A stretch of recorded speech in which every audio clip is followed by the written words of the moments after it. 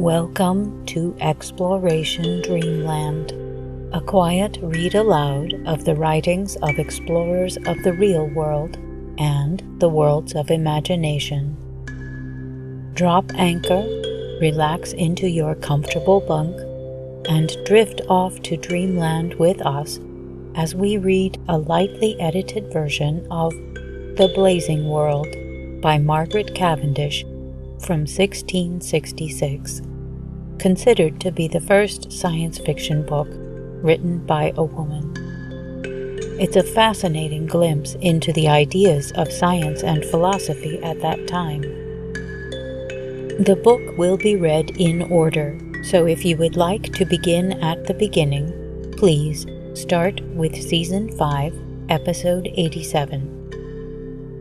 If you would like to stay in touch between episodes, you can follow us on Blue Sky, Instagram, or Facebook at Exploration Dreamland. If you have a moment to leave us a review on Apple Podcasts, it helps more than you know. You can also hear our episodes on YouTube. If you are listening there, please like our episodes and leave a comment for us. We love hearing from you. Now, take a deep breath in, and as you exhale, relax any tension in your muscles. Close your eyes, snuggle into your sleeping space, and listen to tonight's tale.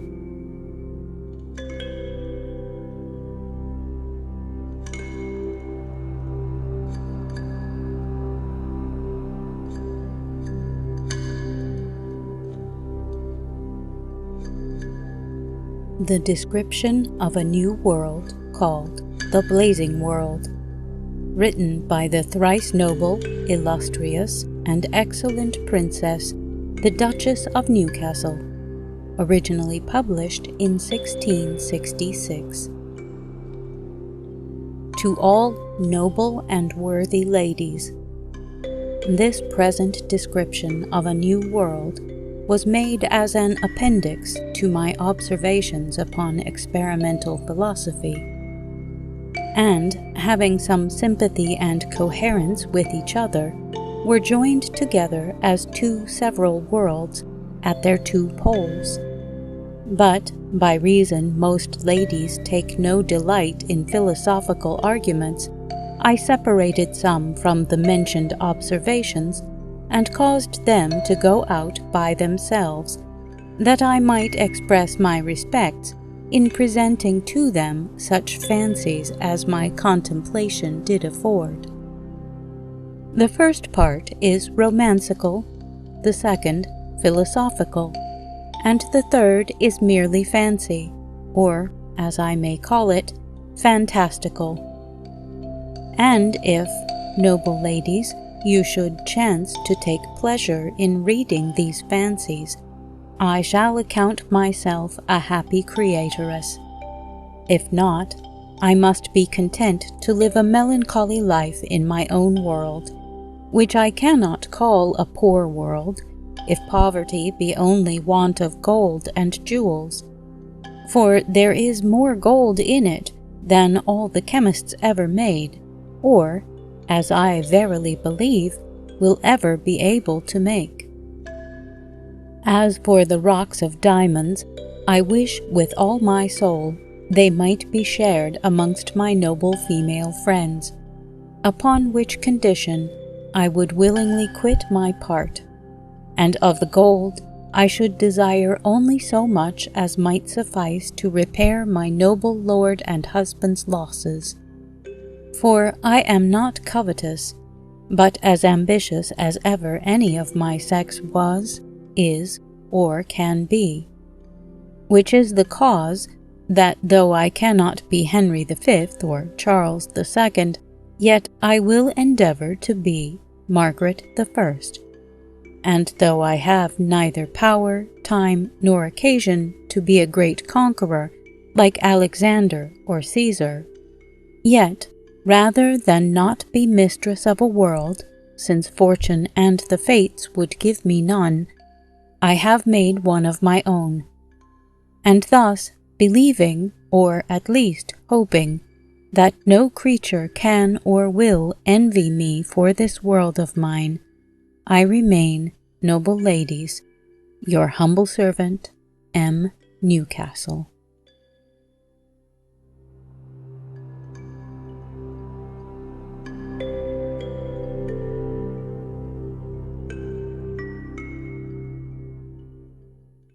Part 1. A merchant traveling into a foreign country fell extremely in love with a young lady, but being a stranger in that nation, and beneath her, both in birth and wealth, he could have but little hopes of obtaining his desire. However, his love growing more and more vehement upon him, even to the slighting of all difficulties, he resolved at last to steal her away, which he had the better opportunity to do, because her father's house was not far from the sea,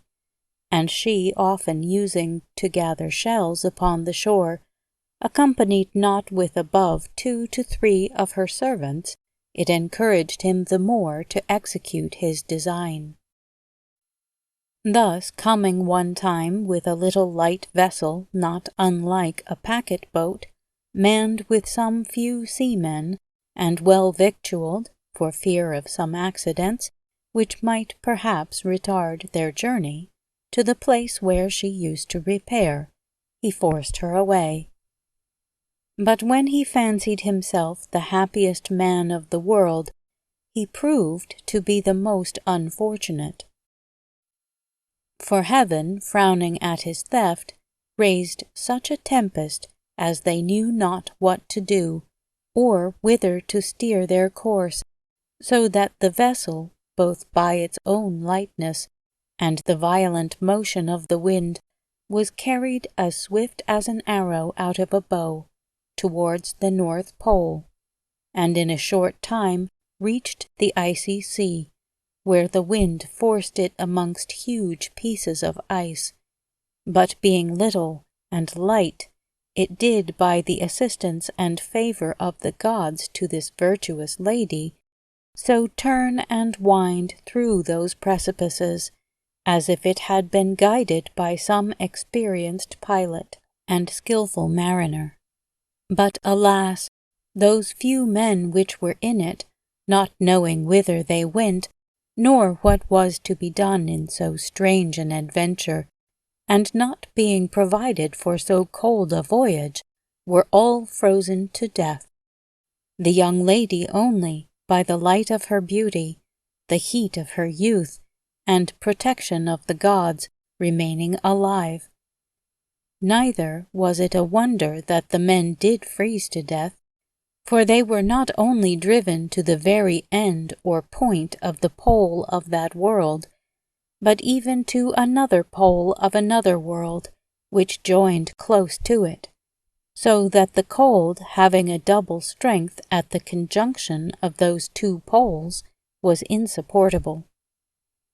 At last, the boat, still passing on, was forced into another world. For it is impossible to round this world's globe from pole to pole, as we do from east to west, because the poles of the other world, joining to the poles of this, do not allow any further passage to surround the world that way. But if anyone arrives to either of these poles, he is either forced to return, or to enter into another world. And lest you should scruple at it, and think, if it were thus, those that live at the poles would either see 2 suns at one time, or else they would never want the sun's light for 6 months together, as it is commonly believed, you must know that each of these worlds, having its own sun to enlighten it, they move each one in their peculiar circles, which motion is so just and exact that neither can hinder or obstruct the other, for they do not exceed their tropics. and although they should meet, yet we in this world cannot so well perceive them by reason of the brightness of our sun, which, being nearer to us, obstructs the splendor of the sun of the other world, they being too far off to be discerned by our optic perception, except we use very good telescopes, by which skilful astronomers have often observed 2 or 3 suns at once. But to return to the wandering boat and the distressed lady. She, seeing all the men dead, found small comfort in life. Their bodies, which were preserved all that while from putrefaction and stench by the extremity of cold, began now to thaw and corrupt, whereupon she, having not strength enough to fling them overboard, was forced to remove out of her small cabin upon the deck to avoid the nauseous smell.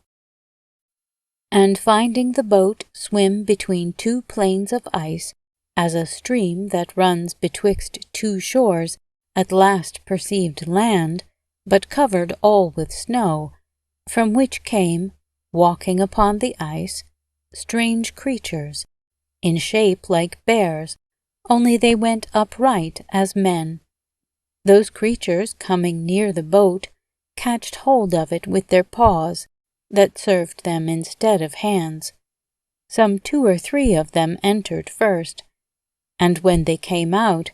the rest went in, one after another.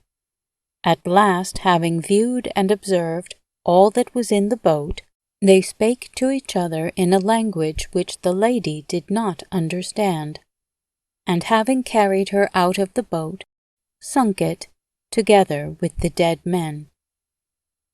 The lady, now finding herself in so strange a place, and amongst such wonderful kind of creatures, was extremely struck with fear, and could entertain no other thoughts but that every moment of her life was to be a sacrifice to their cruelty. But those bear-like creatures, how terrible soever they appeared to her sight, yet were they so far from exercising any cruelty upon her, that rather they showed her all civility and kindness imaginable. For she, being not able to go upon the ice, by reason of its slipperiness, they took her up in their rough arms, and carried her into their city, where instead of houses they had caves underground. And as soon as they entered the city, both males and females, young and old, flocked together to see this lady, holding up their paws in admiration. At last, having brought her into a certain large and spacious cave, which they intended for her reception,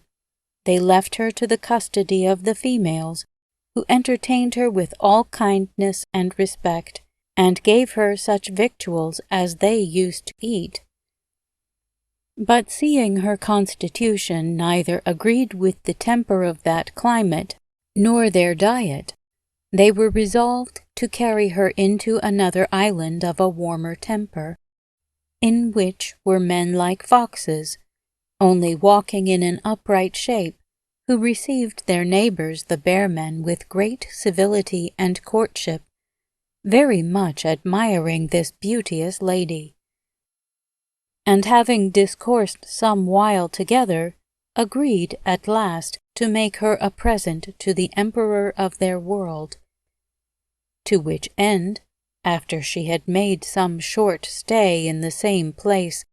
they brought her across that island to a large river, whose stream runs smooth and clear like crystal, in which were numerous boats, much like our fox-traps,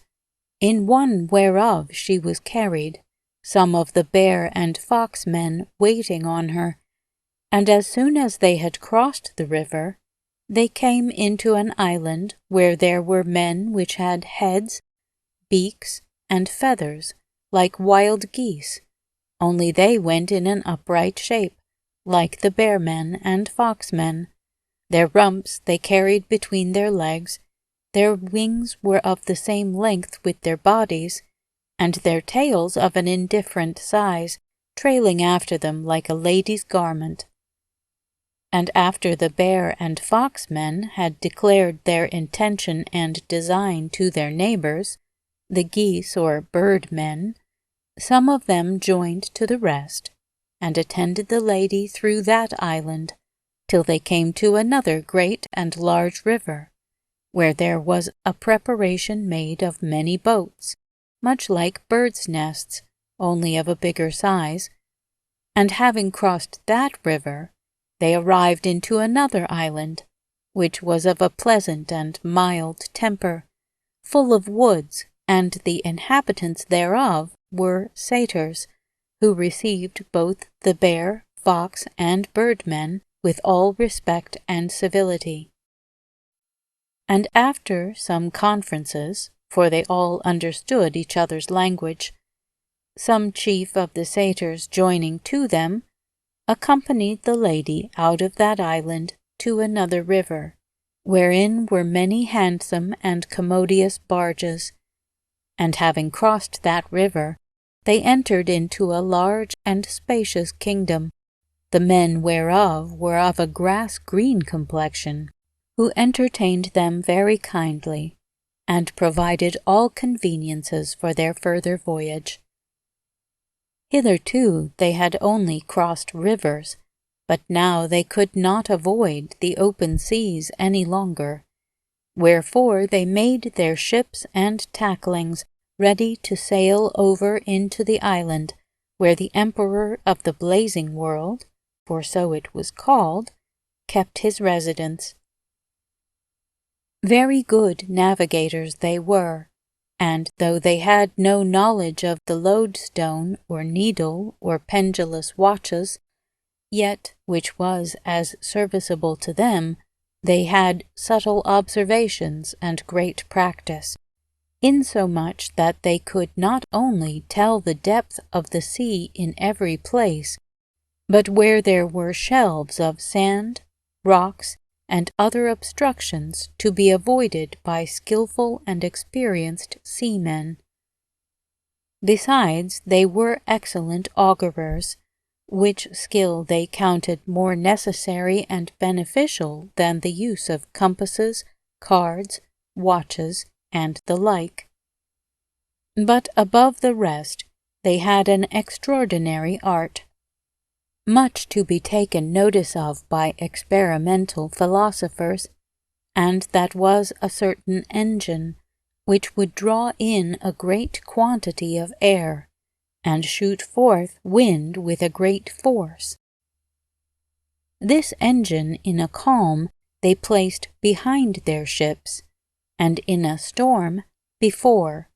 for it served against the raging waves, like cannons against a hostile army or besieged town. It would batter and beat the waves in pieces were they as high as steeples, and as soon as a breach was made, they forced their passage through, in spite even of the most furious wind, using 2 of those engines at every ship, one before to beat off the waves, and another behind to drive it on, so that the artificial wind had the better of the natural, for it had a greater advantage of the waves than the natural of the ships. The natural, being above the face of the water, could not with a downright motion enter or press into the ships, whereas the artificial, with a sideward motion, did pierce into the bowels of the waves. Moreover, it is to be observed that in a great tempest they would join their ships in battle array, and when they feared wind and waves would be too strong for them, if they divided their ships, they joined as many together as the compass or advantage of the places of the liquid element would give them leave. For their ships were so ingeniously contrived that they could fasten them together as close as a honeycomb, without waste of place. And being thus united, no wind nor waves were able to separate them. The emperor's ships were all of gold, but the merchants and skippers of leather. The golden ships were not much heavier than ours of wood, by reason they were neatly made, and required not such thickness, neither were they troubled with pitch, tar, pumps, guns, and the like, which make our wooden ships very heavy. For though they were not all of a piece, yet they were so well soldered that there was no fear of leaks, chinks, or clefts. And as for guns, there was no use of them, because they had no other enemies but the winds. But the leather ships were not altogether so sure, although much lighter. Besides, they were pitched to keep out water. Having thus prepared and ordered their navy, they went on in despite of calm or storm. And though the lady at first fancied herself in a very sad condition, and her mind was much tormented with doubts and fears, not knowing whether this strange adventure would tend to her safety or destruction, yet she being withal of a generous spirit and ready wit, considering what dangers she had passed, and finding those sorts of men civil and diligent attendants to her, took courage, and endeavoured to learn their language, which after she had obtained so far, that partly by some words and signs she was able to apprehend their meaning, she was so far from being afraid of them, that she thought herself not only safe, but very happy in their company. By which we may see that novelty discomposes the mind, but acquaintance settles it in peace and tranquillity. At last, having passed by several rich islands and kingdoms, they went towards Paradise, which was the seat of the emperor, and coming in sight of it, rejoiced very much. The lady at first could perceive nothing but high rocks, which seemed to touch the skies, and although they appeared not of an equal height, yet they seemed to be all one piece, without partitions. But at last, drawing nearer, she perceived a cliff, which was a part of those rocks, out of which she spied coming forth a great number of boats, which afar off showed like a company of ants marching one after another. The boats appeared like the holes or partitions in a honeycomb, and when joined together stood as close. The men were of several complexions, but none like any of our world. And when both the boats and ships met, they saluted and spoke to each other very courteously, for there was but one language in all that world, nor no more but one emperor, to whom they all submitted with the greatest duty and obedience, which made them live in a continued peace and happiness, not acquainted with foreign wars or home-bred insurrections. The lady, now being arrived at this place, was carried out of her ship into one of those boats, and conveyed through the same passage, for there was no other, into that part of the world where the emperor did reside, which part was very pleasant, and of a mild temper. Within itself it was divided by a great number of vast and large rivers, all ebbing and flowing, into several islands of unequal distance from each other, which in most parts were as pleasant, healthful, rich, and fruitful as nature could make them, and, as I mentioned before, secure from all foreign invasions, by reason there was but one way to enter, and that like a labyrinth, so winding and turning among the rocks that no other vessels but small boats could pass, carrying not above 3 passengers at a time. On each side, all along the narrow and winding river, there were several cities, some of marble, some of alabaster, some of agate, some of amber, some of coral, and some of other precious materials not known in our world. All which, after the lady had passed, she came to the imperial city, named Paradise, which appeared in form like several islands, for rivers did run betwixt every street, which together with the bridges, whereof there was a great number, were all paved. The city itself was built of gold, and their architectures were noble, stately, and magnificent, not like our modern, but like those in the Romans' time. For our modern buildings are like those houses which children used to make out of cards, one story above another, fitter for birds than men. But theirs were more large and broad than high. The highest of them did not exceed 2 stories, besides those rooms that were underground, as cellars and other offices. The emperor's palace stood upon an indifferent ascent from the imperial city, at the top of which ascent was a broad arch, supported by several pillars, which went round the palace and contained 4 of our English miles in compass. Within the arch stood the emperor's guard, which consisted of several sorts of men. At every half-mile was a gate to enter, and every gate was of a different fashion. The first, which allowed a passage from the imperial city into the palace, had on either hand a cloister, the outerward part whereof stood upon arches sustained by pillars, but the inner part was close. Being entered through the gate, the palace itself appeared in its middle like the aisle of a church, 1.5 miles long and half a mile broad. The roof of it was all arched, and rested upon pillars so artificially placed that a stranger would lose himself therein without a guide. At the extreme sides, that is, between the outward and inward part of the cloister, were lodgings for attendants,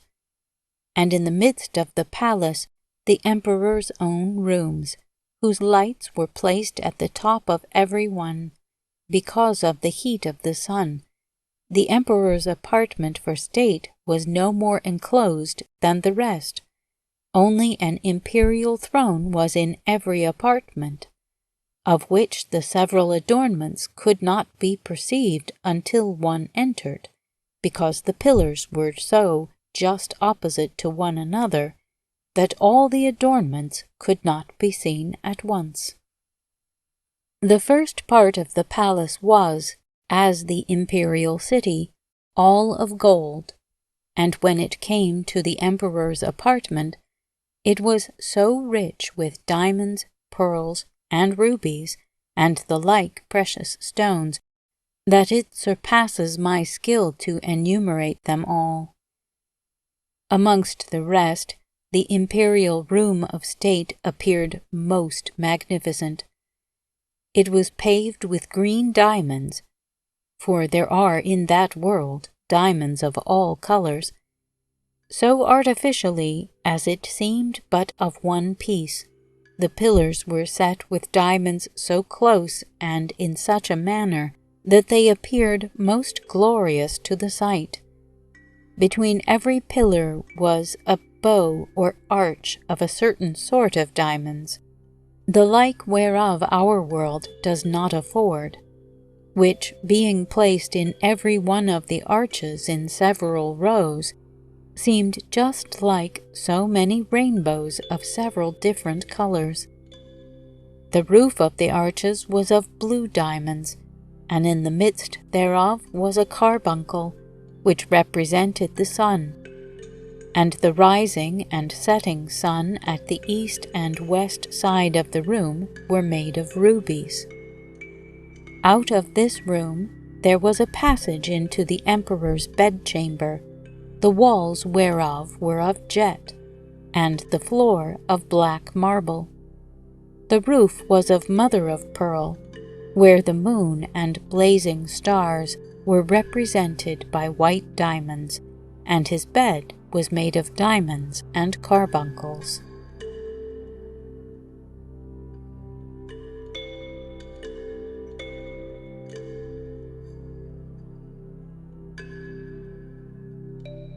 Stay tuned for the next section of The Blazing World by the Duchess of Newcastle. Please follow, rate, and review us on your favorite podcast app. Keep in touch with us on Blue Sky, Instagram, Facebook, or YouTube, and recommend us to anyone you know who could use a quiet break or a little help falling asleep. Exploration Dreamland is produced, edited, and hosted by me, Sarah Van Zaley. A big thank you to Project Gutenberg and LibriVox for helping me find many interesting publications. Thanks also to Kevin MacLeod at Incompetech.com for providing the theme music for this show.